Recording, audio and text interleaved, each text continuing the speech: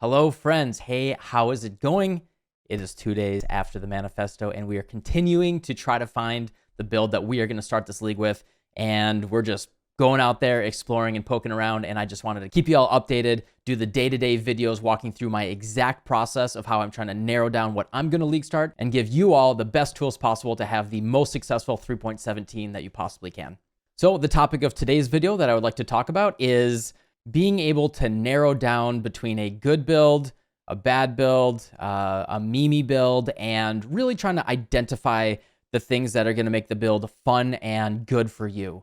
You know, everyone has their own personal preferences for how they like to play. Some people have a very high death tolerance or damage tolerance where they do cast on death portal, and other folks play hardcore, right? Where they just don't have any death tolerance whatsoever, especially since softcore trade and doing very fast, very high DPS builds are the flashy ones that everyone really gravitates to and are the exciting ones that get a lot of clicks and all that. We're going to see a lot of builds doing things with Assassin and Deadeye and maybe Elementalist, which are all builds that really don't have much for defense. You know, we can get defense on there for making it a well-rounded build in general. You know, the accessibility of defenses is still really prevalent, and we did have confirmation from Bex that there are no defense nerfs planned, but also wait for the patch notes. You know, they could have some tweaks in there that are a little bit of a surprise. And we're already seeing like a lot of proposals for things that are just focused entirely on potential DPS mechanics and very little thinking about well-rounded builds and all of that. So I just want to identify a couple touchstones that are worth thinking about as you look at builds that you want to play, and also show you some of the fun things that we did yesterday on stream. So let's start taking a look.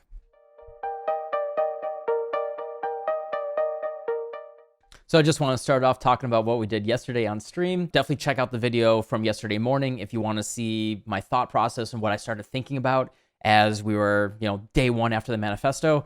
The main thing is I'm kind of thinking of this as a funnel. And at the very, very top level, we have just all of the potential builds, right? We are at the top of the funnel. We have a general idea of things from the manifesto. We have our own personal preferences.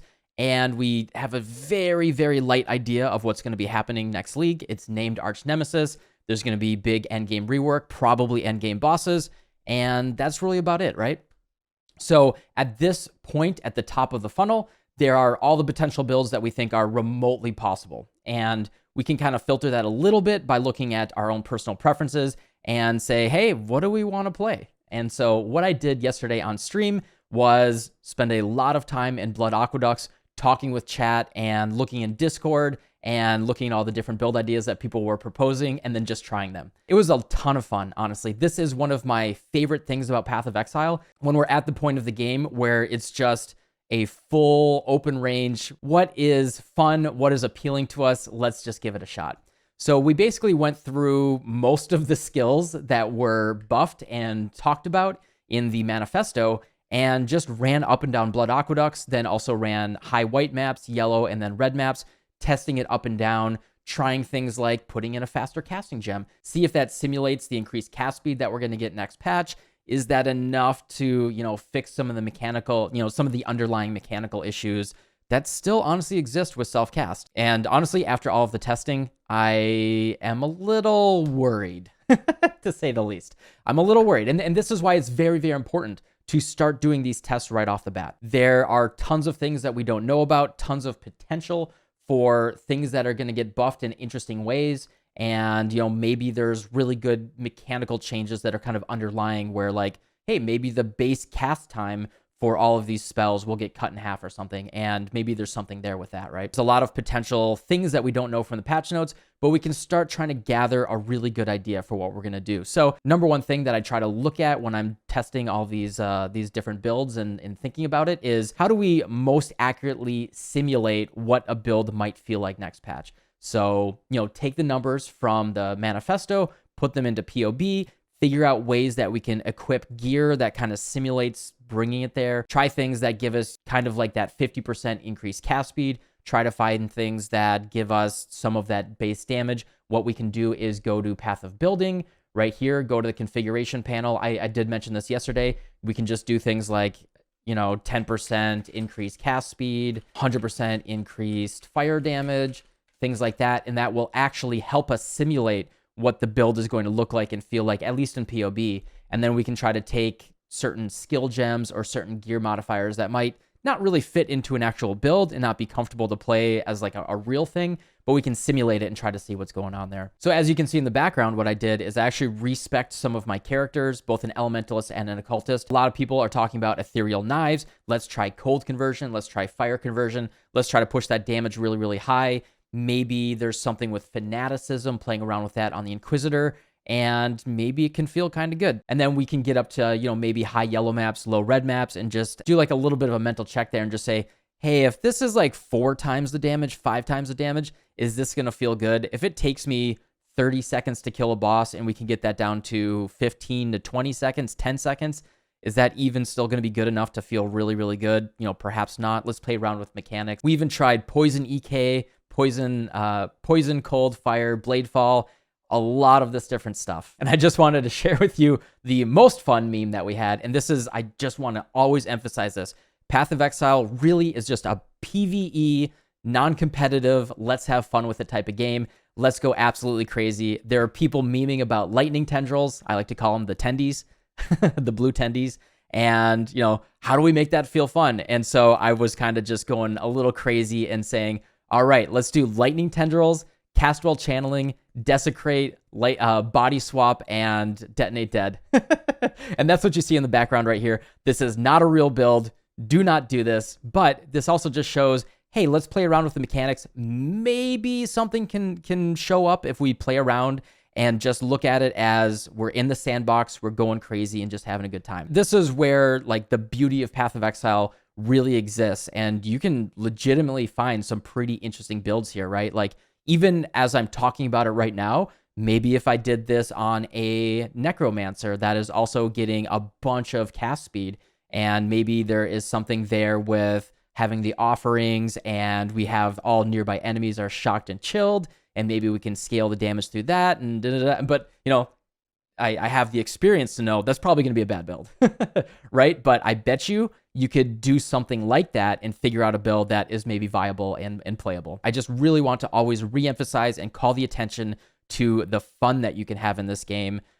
It's not a competitive game. Who cares who kills Cirrus first every single league? It does not matter. It's just a game. Have fun. But anyway, I digress, but I do think this is an important part. Let's get to the important meat and potatoes of the conversation. So I just wanted to quickly talk about things to look out for, maybe some gotchas that you got to be a little careful about when you're evaluating a build. And, you know, just make sure that you're not getting bamboozled by potential mechanics. Just make sure that the mechanic or build that's being proposed can fit into a well-rounded build without having to super sacrifice everything that works, right? So for an example there, to me, something like Deadeye is a little bit of a red flag. Now, Deadeye is a very, very cool ascendancy, but it is almost entirely offensive based. She actually has very, very little defense. The only defense really coming in the form of Wind Ward, which honestly might be the weakest defensive node on any on any ascendancy in the game.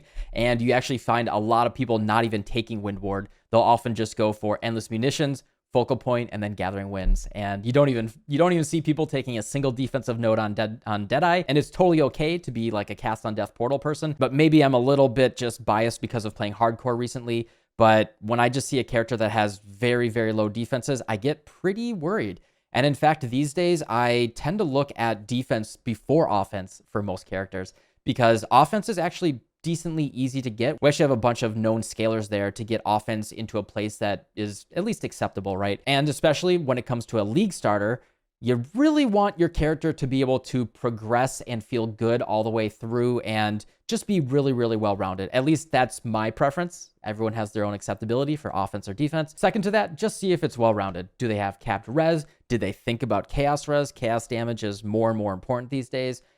Did they even think about corrupted blood immunity? Is there good regen or recuperation, recovery across the board? Very, very important. And then what is the actual raw hit point pool there? What is the combination of life and energy shield? Are they using petrified blood?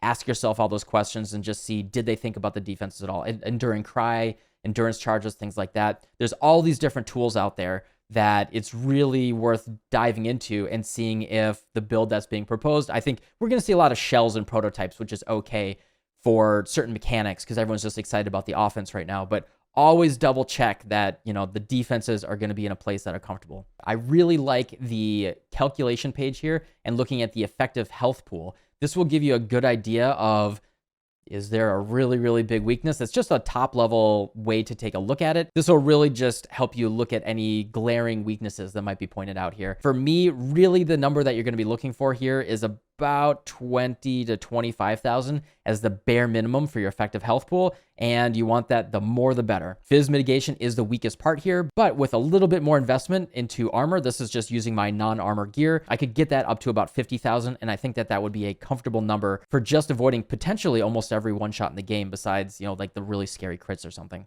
Definitely encourage you to just take a look at this page.